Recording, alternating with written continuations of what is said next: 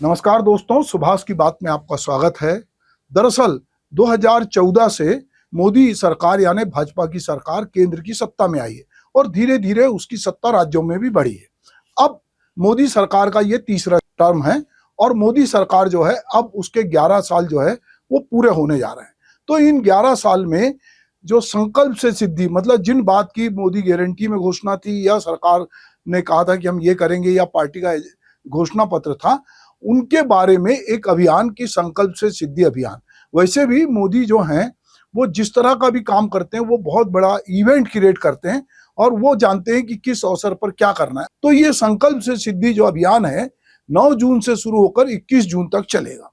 प्रधानमंत्री नरेंद्र मोदी के नेतृत्व वाली केंद्र सरकार के 11 वर्षों की उपलब्धि को ये आम जन तक पहुंचाने की एक महत्वाकांक्षी ये एक योजना भी है, प्रयास भी है। यह अभियान न केवल सरकार के विकसित भारत के दृष्टिकोण को रेखांकित करता है बल्कि सेवा, सुशासन और गरीब कल्याण के प्रति अपनी प्रतिबद्धता को भी दोहराता है।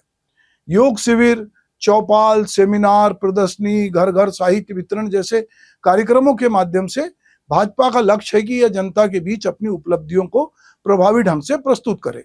साथ ही मोदी की गारंटी और विकसित भारत के संकल्प को जनमानस में गहराई से स्थापित करने की यह कोशिश है। लेकिन सवाल यह है कि क्या यह अभियान वास्तव में जनता की समझ और अपेक्षाओं के अनुरूप है या एक महज राजनीतिक जो है रणनीति है। अब यहाँ रुक के एक बात समझने की है।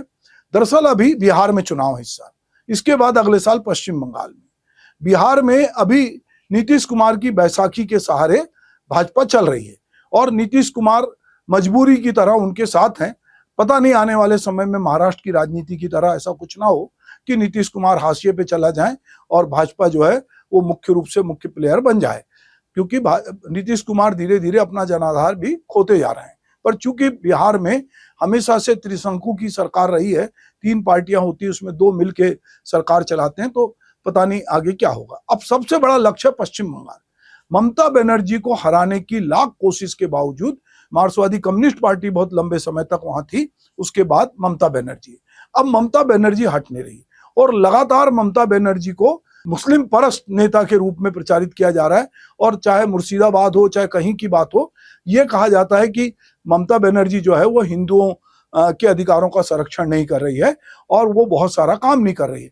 तो इस समय पूरी तरह से बीजेपी जो है उसको बिहार का और पश्चिम बंगाल का चुनाव दिख रहा है। 2029 के आने के पहले तक वो सारे राज्यों में कब्जा करना चाहती है। अब मोदी सरकार के जो 11 वर्ष हैं, इन क्षेत्र जिनने इसमें कई क्षेत्रों में जो उल्लेखनीय उपलब्धि हासिल की है उसको अभियान के माध्यम से भाजपा दिखाना चाहती है। अगर हम इनकी प्रमुख उपलब्धियों की बात करें तो आर्थिक सुधार और बुनियादी ढांचा, जीएसटी और डिजिटल इंडिया जैसे कदमों ने भारत की अर्थव्यवस्था को आधुनिक बनाया। भारत का वैश्विक मंच पर चौथी बड़ी अर्थव्यवस्था बनना और तीसरी सबसे बड़ी अर्थव्यवस्था की ओर बढ़ना एक महत्वपूर्ण उपलब्धि है जिसको भाजपा प्रसारित करती है। सड़कों, रेलवे स्टेशन, हवाई अड्डे का आधुनिकीकरण भी उल्लेखनीय है। सामाजिक न्याय की कल्याण की जो योजनाएं, आयुष्मान भारत, उज्ज्वला योजना, पीएम आवास योजना और स्वच्छ भारत अभियान जैसी योजनाएं गरीबों और हाशिए पे रहने वाले समुदाय के जीवन में उसने बदलाव लाया। One nation one ration card ने 20 करोड़ से अधिक लोगों को खाद्यान्न पहुंचाना सुनिश्चित किया है। जल संरक्षण और पर्यावरण, जल जीवन मिशन और स्वच्छ भारत अभियान जैसे प्रयासों ने जल संरक्षण और स्वच्छता को जन आंदोलन बनाया है। अगर हम रक्षा और सुरक्षा की बात करें तो ऑपरेशन सिंदूर जैसे अभियानों ने भारत की सैन्य क्षमता को मजबूत किया है, जिसे भारत अपनी उपलब्धि के रूप में प्रस्तुत करता है।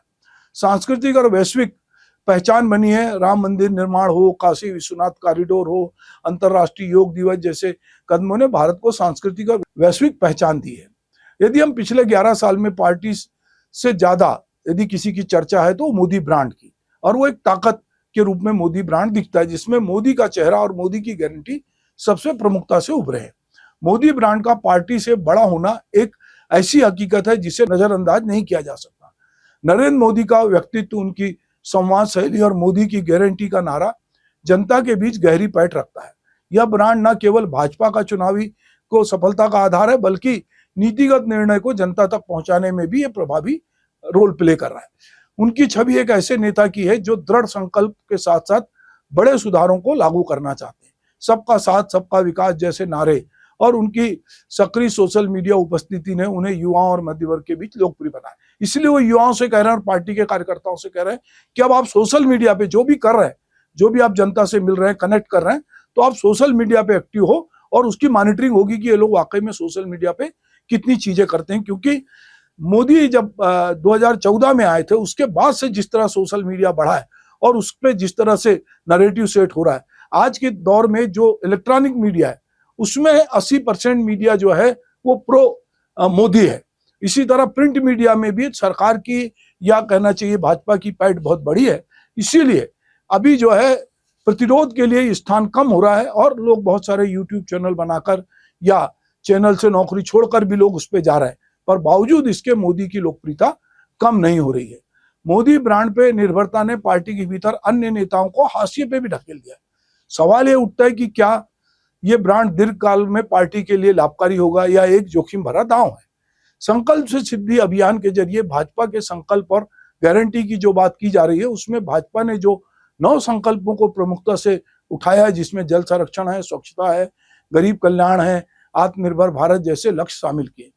इन संकल्पों को मोदी के गारंटी के रूप में प्रस्तुत किया जा रहा है, जिसके तहत अगले साल 5 वर्षों में भारत की तीसरी सबसे बड़ी अर्थव्यवस्था, इसके अलावा हर घर में नल जल हो, 100% सामाजिक योजनाओं की पहुंच सुनिश्चित करने का वादा किया गया। ऑपरेशन सिंदूर जैसे सैन्य अभियानों की उपलब्धि के रूप में पेश करना भी इस रणनीति का हिस्सा है, जो राष्ट्रवाद को मजबूत करने का प्रयास करता है। यहाँ सवाल यह भी है कि जनमानस में ऐसे प्रचारात्मक अभियानों को जनता क्या इनको समझती नहीं है? क्या भाजपा का यह अभियान निसंदेह एक सुनियोजित रणनीति है जो जनता के बीच सरकार की उपलब्धियों को प्रचारित करने के साथ साथ 2029 के आम चुनाव में की जमीन तैयार करने का प्रयास कर रही है, अपने कार्यकर्ताओं को मोटिवेट कर रही है। लेकिन यह सवाल महत्वपूर्ण है कि क्या जनता इस प्रचार को पूरी तरह स्वीकार करती है? ग्रामीण और शहरी क्षेत्रों में चौपाल, सेमिनार, प्रदर्शनी जैसे आयोजन जनता तक पहुंचने का एक प्रभावी माध्यम हो सकते हैं, लेकिन कई बार अति प्रचार उल्टा प्रभाव भी डालता है।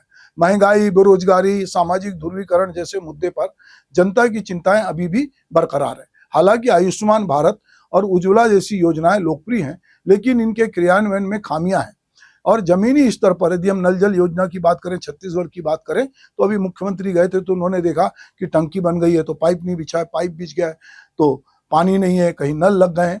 तो बहुत सारे जमीनी स्तर पे जो गड़बड़ियां, उसकी मॉनिटरिंग कैसे होगी ये भी है। जिस ऑपरेशन सिंदूर को लेकर इतनी बात हो रही है, पूरा डेलीगेशन गया है, उसके बावजूद बहुत सारे लोग उस पर सवाल करते हैं और सोशल मीडिया पे हम रोज इस पर डिबेट देखते हैं।